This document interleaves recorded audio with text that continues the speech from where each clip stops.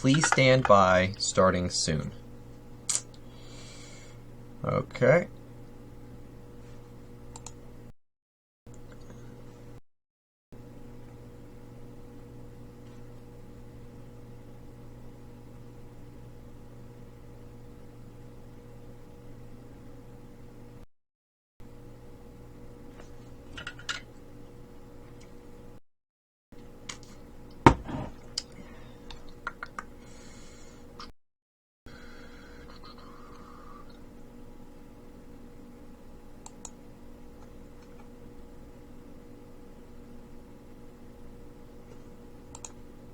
Okay, so it does seem that we are going.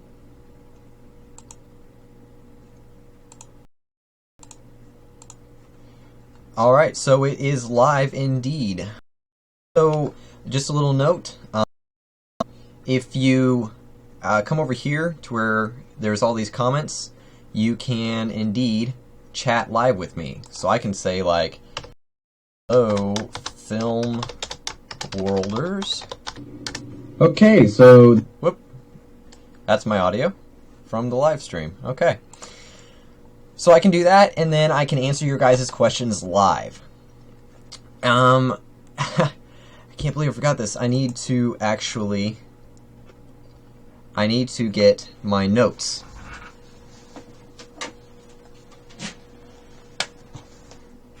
Oh, there we go. All right.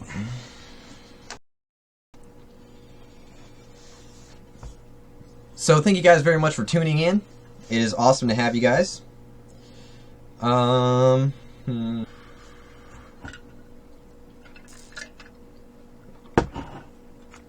streaming kind of gets going and stopping every once in a while, so please forgive the possible bad quality. Alright, so... Oh. Stopping again.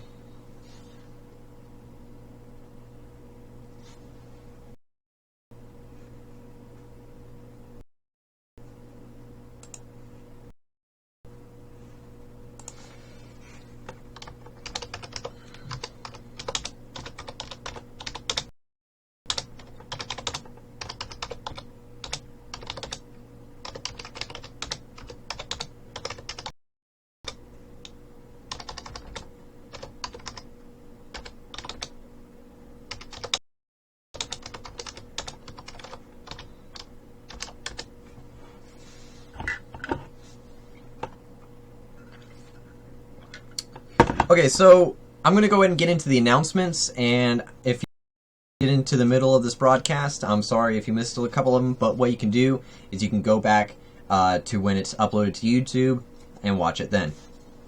Okay, so the first announcement might be kind of obvious because you're watching this right now, is that I have new internet that is way better than my old stuff, and so internet issues should be kept to a minimal now when doing Film World and Premiere Prep and all that kind of stuff.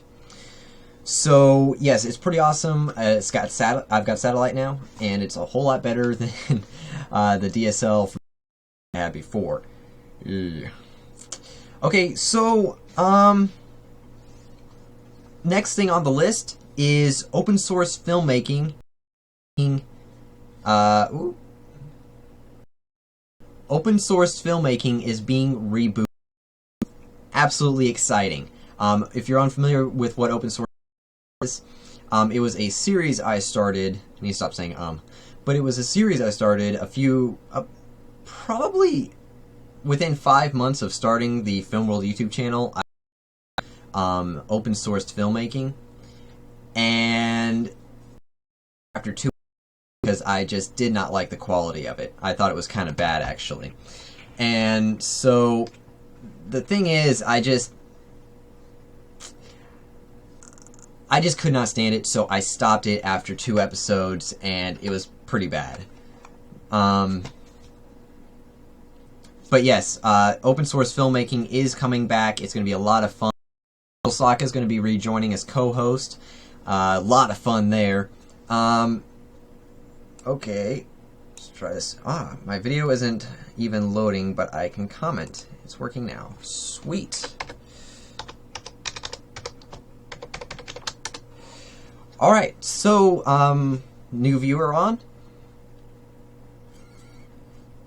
Alright, so yes, open source filmmaking is coming back. It's going to be a lot of fun, a lot of new stuff. The quality will be a whole lot better. It's really exciting. Yes. 2-3 months ago, I'm not sure if you guys have seen an interview I did with John Hess, IQ. And it was a lot of fun to do, and I think it was a lot of fun for you guys to watch. But my end was pretty bad because my laptop was not up to par. I am now going to be doing the streaming off of my desktop.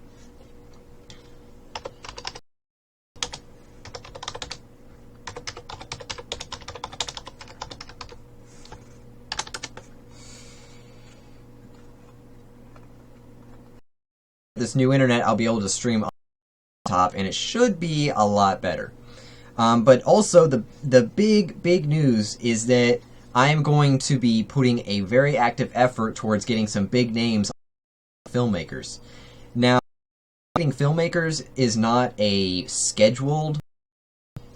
Fascinating Filmmakers is not a scheduled broadcast. It just happens whenever I've got some on the show. So I'm going to be trying to get people like Griffin Hammond on, Scott Eggleston, Ryan Conley, Andrew Kramer, Zach King.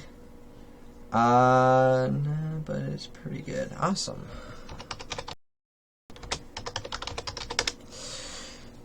Okay, so it's going to be a lot of fun to have fascinating filmmakers come to the show with a lot of really cool guys. Really hope I can get them on, because if I can, oh, that would just be so cool. Okay, last announcement before we get to questions is there may be a sponsorship in the works for Film World. I've been trying a couple of things, well, really just one.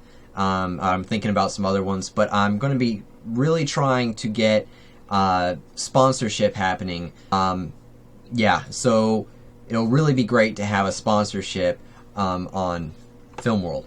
So, yes, that is the last piece of news. I'm not going to reveal trying to get to sponsor, because that just really needs to wait just a little while before I tell you, because I need to get confirmation that it's going to probably happen. Alright. So that is the end of my announcements for the beginning of the episode. Now we're going to actually get into some questions. It's going to be really cool. I'm just going to let you guys ask some questions. If there's a little bit of a pause before your questions get asked or something, that's just probably lag in the video. And also, if questions are coming in a little bit slower, I might interject just some fun statements about, doing Film World and stuff. So yes, start asking questions now, because I am ready to answer them. Alright. So, as soon as, while I'm waiting for a question to come in, I'm going to go ahead and just talk a little bit. An interesting thought I had a few months, about a month ago or so, is what was my most embarrassing moment on Film World yet? And while I'm trying to, that question brings up a lot of different things that are kind of embarrassing. So, probably the most embarrassing though would have to be when I did a character called. I've done him a few times. I called him Marvin Milquetoast. Apparently, a character on a TV show. I didn't know that. I just heard the name. Thought it'd be funny to use. But I was using him, and I had these fake glasses, and these who had a mustache on it, and these glasses kind of things, and it was really ridiculous looking. And I'd sit there and I'd put on like a French accent or whatever, and I just started acting like I'm talking to myself. Those were probably the most embarrassing moments on Film World thus far. Besides that, though, I mean, I probably think of some more embarrassing moments, but the Marvin Milk Toast stuff, that's kind of embarrassing. Actually, one of the embarrassing probably does come from fascinating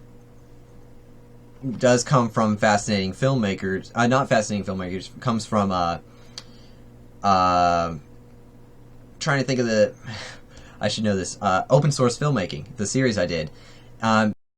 Was embarrassing because I actually said a couple of things on there that were not true. I kind of misspoke and just it wasn't it.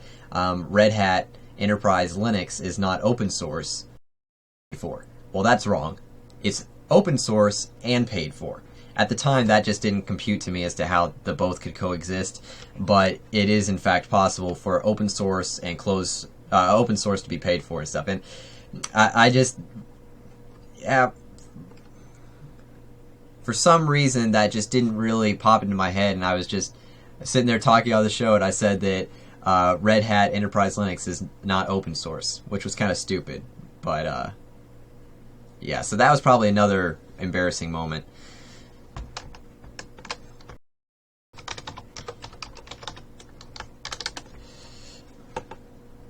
Alright, so, some fun things might be, show you guys some fun stuff I've been working on for Film World and stuff. Oh, let me show you some work I've been doing for a short film, actually. I'm doing it for a friend, and VFX. Definitely hard to do, but if I can show you the footage, let me pull it up here real quick.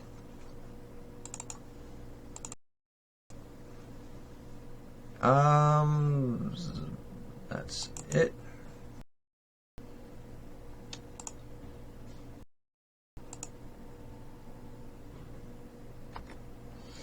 Okay, so wrong one. Nope, wrong one. There we go. Okay, so this right here is from a short film I'm doing for a friend. I'm doing the visual effects for it, and right here, this is the raw footage, but right here to be fire. You know, there's going to be fire and ball, and it's going to shoot out. Tons of fun. He also wanted the sky turned pink and some color correction done. Well,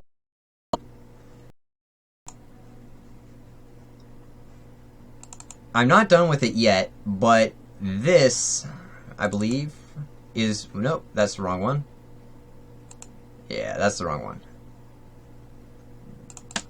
This right here is my latest work on the project. So, pretty fun. Fire kind of cool. Sky's purple and stuff. So, it's been a lot of work to get this far, and I still got a ways to go just on this shot, and there's several more to go. But it is a whole lot of fun to do. It's a challenge, actually. The challenge, I think, is something I like about it the most. I like having a good challenge when it comes to, you know, just really pushing myself. Oh, but heavy buffering problems. Uh-oh.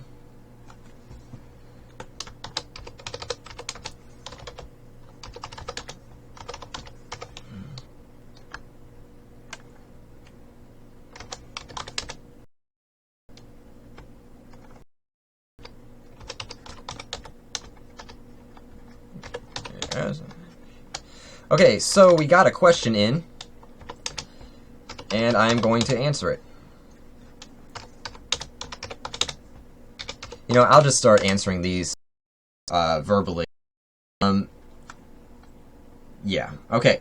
So first question is, did you get a new camera? This comes from AMS VFX 10. Well, no, I have not. I'm still using a camera that I'm going to need to upgrade as soon as possible. I'm going to need to upgrade this camera as soon as possible. If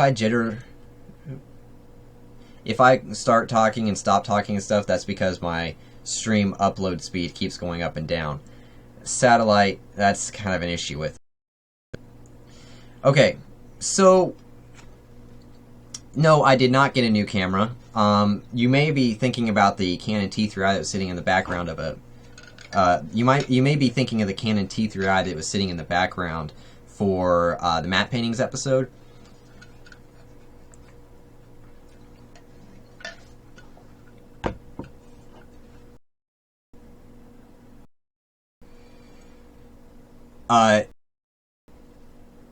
That is actually Michael Saka's Canon T3i. And I was just borrowing it just to play with a little bit. But no, I do not have a new camera. Good news is that once I upgrade my camera, it's going to be one heck of an upgrade. I'm thinking waiting a while and then getting the Samsung. So that would. Alright, so the next one comes from Brandon Clip.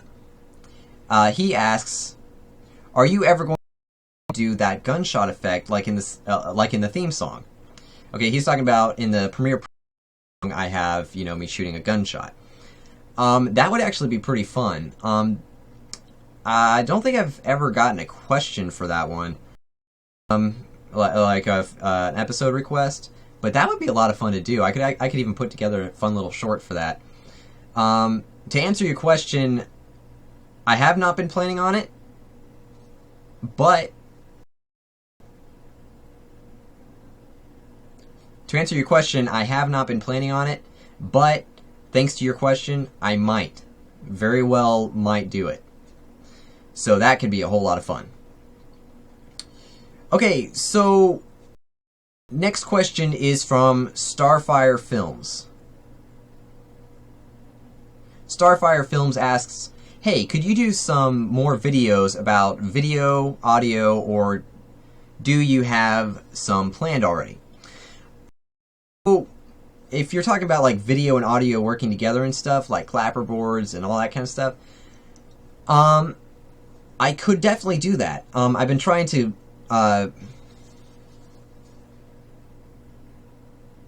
it seems like I've gotten into this role of doing a bunch of visual effects tutorials and stuff, and I want to break away from that. But yes, I would love to do some more and stuff like that. The thing keeping me back right now is my audio setup is not very good, so it's not really anything to help teach you guys off of. I mean, I could show you a few hacks I found, but to really teach you audio, my audio setup is not really for it. But yes, I would love to do that, and very well may become a future episode. Alrighty, so I think a couple more questions. Yeah, if you are watching on the Google Plus page, your comments aren't really getting recognized. So go to YouTube. Go to YouTube. Watch it on YouTube.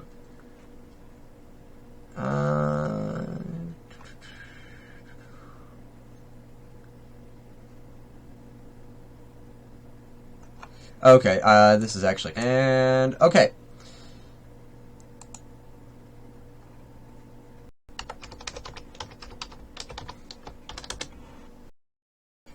So if I answered your question, please do make sure that you let me know that I answered it properly. If not, restate the question, ask me again. Okay, so until another question comes in, I'm going to go ahead and just I'm going to talk just a little bit until a question comes in. You may okay, so I haven't been super active on Filmworld for the last month. I haven't been super active on Filmworld for the last... Just to be clear, that is because my internet was totally cut off. Okay, so it's not because I didn't want to. I now have satellite, and it... Is it because my computer keeps... Okay.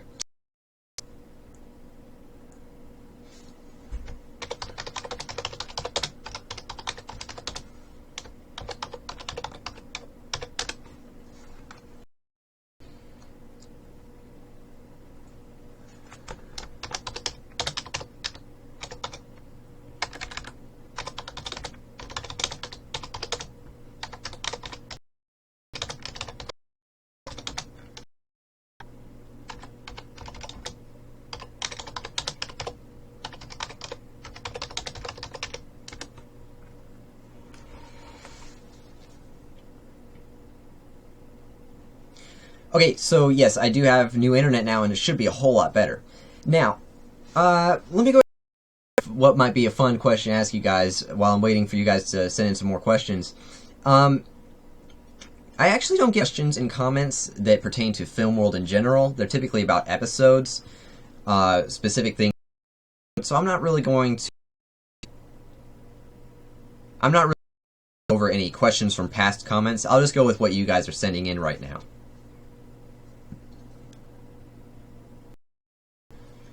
Okay, so a fun question might be, okay, Brandon Clip just asked, how old are you? I am 19 years old. Most people think I am 14 to 16. If I'm lucky, it's 16. Most people think I am 14 to 16. I am quite lucky. I am 16 years old, and I've been filmmaking since I was 10. So that's 9 years that I've been playing with it. But I've been seriously doing filmmaking since I was about 16. That's when I decided that I wanted to do it for a living, and that's what I was going to try my best to do. But yes, I am 19 years old, to answer Brandon Clip's question. Okay. Starfire Films asks, could you do some more CGI stuff? Because that's more my thing. Or that's my main thing. CGI, because I do love modeling. In fact, I've modeled the TARDIS, Starship Enterprise, lots of stuff. Filmmaking period, because filmmaking is my love. That's what I do, and filmmaking is what the channel is about. I would definitely love to do some CGI, and I may, but that's not really the goal of this channel. It's really filmmaking, period. So, like, audio, editing in NLE, things like that. But, yes, it would be fun to do some more CGI stuff. So, thank you for that question. Thank you for that question. Okay. Next question comes from AMS VFX 10. He said, "Would you do a review about Natron?" Well, I was actually working on a few months back, and I stopped it just because Natron was kind of too buggy at the time to review, but now it's gotten a lot more stable, and I very well may. I still use Blender for pretty much all my compositing, but Natron is definitely promising and definitely looks awesome and has a lot of power. Yeah, I would like to review it in the future. It might be a couple of... To answer your question, yes, I would like to review Natron, but it will be in the future, probably around 2 or 3 months. Maybe about on Nikon brand DSLRs. I actually used a Nikon D3200 to film the Jurassic Park skit I did. The Jurassic Park video I did for a Film Riot contest. I liked it. The clarity was nice. It did some good video. There were issues with it though. One being it wasn't totally friendly to filmmaking. It's really a still camera. Nikons tend to be. But something that just the quality was very nice in the image, even though I was only shooting at standard definition. So at standard definition, it looked great.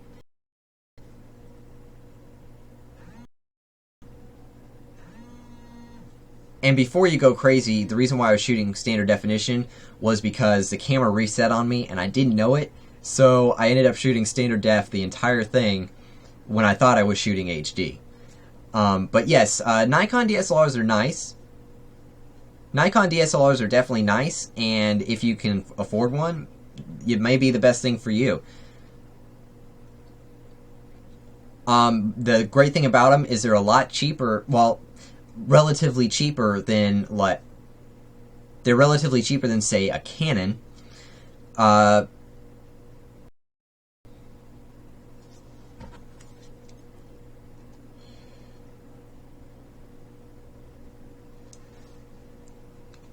Yes, they're cheaper than Canons and some of the other competitors, and it's definitely a nice camera to go for. And I wouldn't say it's a bad camera for video, but it might not be as good as some others. So definitely research before you get one, and if you do get one, just it's a camera. It's a camera. Use it to the best of its abilities. I mean, go wild with it. Try your best to make it the best camera you can use. Definitely, I think that are very viable. I think Nikons are definitely very nice choices, but not as good. Maybe not as good or feature-filled as some of the. Next question comes from Brandon Clip. He says, "Can you do an episode on how to make the fire effect that you showed earlier?" I was actually thinking about that because after I finish it, because I did it. There was a lot of learning going on while making that, and it would definitely be a lot of fun to do. And I learned a lot of stuff that I could definitely pass on to you guys. So yes, in the future, I very well may do that. Okay, we have another question again from Starfire Films. He asks, "What has your favorite episode of Filmworld been?" My favorite episode of Filmworld. Well, just to clarify, this is the channel, and Premiere Prep is the actual show. My personal show. I've got more shows on the channel. My favorite episode of Premiere Prep would have to be probably the matte paintings episode, the most recent one, because I was really quite pleased with the quality. An episode, and I just like it because I thought I could have done better. But the matte paintings episode, I was actually pleased with. The quality seemed pretty nice, and it was just a lot of fun to do. The result was definitely pleasing to me, which doesn't happen often. I can almost always find something I could do better, and that I was pretty pleased with. I didn't find a whole lot with that I actually would have changed. So yeah, the matte paintings episode very well may be my favorite episode yet of Premiere Prep. That may be my very favorite episode of Premiere Prep yet. Okay, so Starfire Films also asks, what are your tips for starting a web show like Filmworld? I have been very blessed with how the reaction to Filmworld has been. It's actually been very impressive, the fact that I've got 1,100 subscribers and stuff right now, and it's still growing. Every single day I get tons of notifications of new subscribers. And I'm thank you guys so much for helping out in that way. Without you, Filmworld would not be possible. Filmworld would not be possible without you guys. So my tips would be time. Make it to last. I started working on a web show about a year before I started Filmworld. And the reason why is because I was just waiting for it to be okay. I was originally calling the show Unlocking Media Secrets. And it was kind of cool. I created logos, I created everything, but I didn't start it at that point. I waited, and then I started Film World. And some of my best tips would have to be wait and do it right. Don't rush into it. Take your time. Make nice logos. Make it to be a show to last. And also keep an eye out on what people want. On what people want to see. Your job is to satisfy them. So when I'm making episodes, I'm making it to satisfy you guys. It's all a marketing strategy. You want to know what it is your fans are looking for.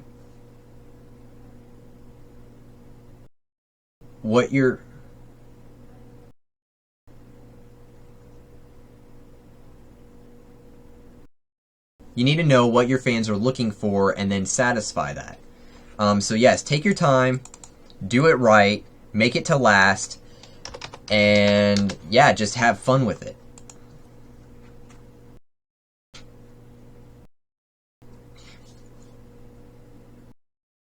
Hello, Bro Motion Pictures. Bro Motion Pictures, he says, hey dude. Hey dude. Starfire Films, I hope that answers your question. Yeah, just keep asking questions, guys. A lot of fun. So yeah, those are my tips. Okay, so moving on, waiting for another question to come in.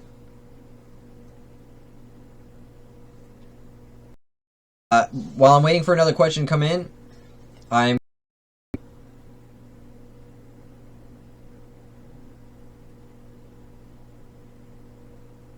going to jaw jack a little bit. The thing I'm jaw jacking about are random jaw jackings.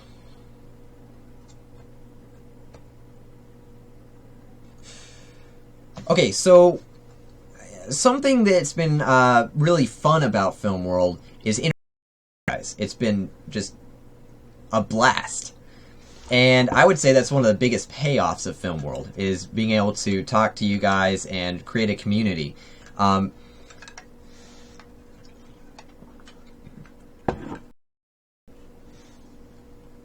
Right before I started, actually, right after I started Film World, Indie Mogul went off air.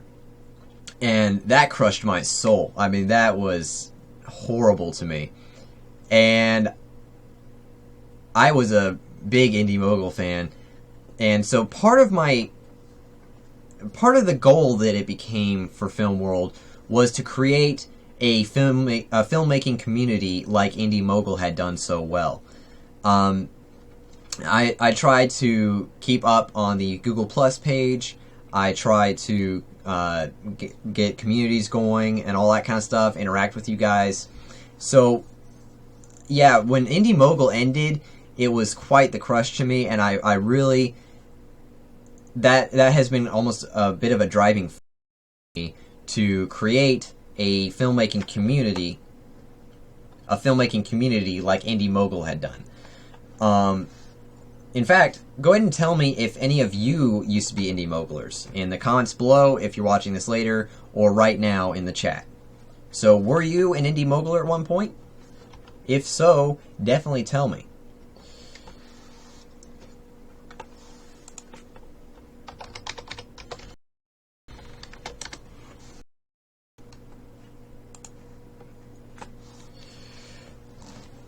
Alright, continuing on. Make sure you guys ask some questions, and I'm going to talk a little bit when the question comes up. If you tuned in earlier, you know that I'm rebooting... Oh, I'll say this real quick, then I'll get to the next question. I am rebooting Fascinating.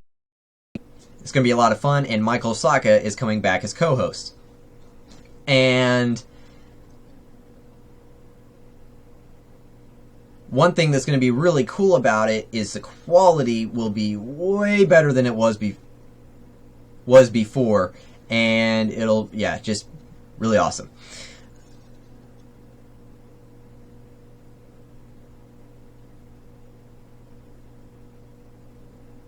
My internet keeps coming as far as uploading. It's pretty unstable right now. Okay, I wish it would stay right. Alright.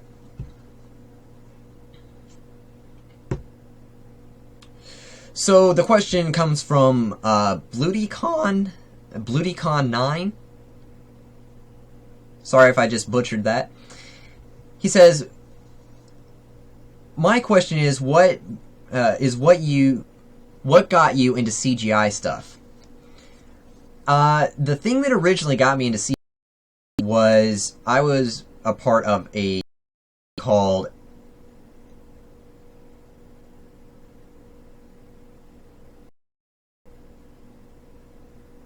I was part of a community called FX Home, and on there I told people that I wanted to maybe dabble with some CGI type. Somebody pointed me to Blender. Thank you to who, I can't remember who did it. It was a long time ago, but he pointed me to Blender about ago, something like that. And I've been using Blender ever since that point. But yeah, the CGI stuff has interested me. I've always loved to create things as part of that. But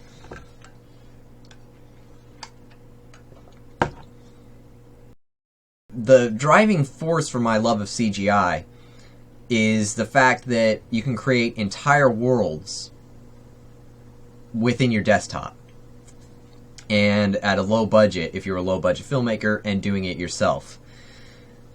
So, yeah, that's what's interested me about CGI. So, I use it sparingly. I try to use as little CGI as possible, because it's CGI. Not much more can be said. And the thing about it is, if I can do something in camera, I will. If it fits within the budget,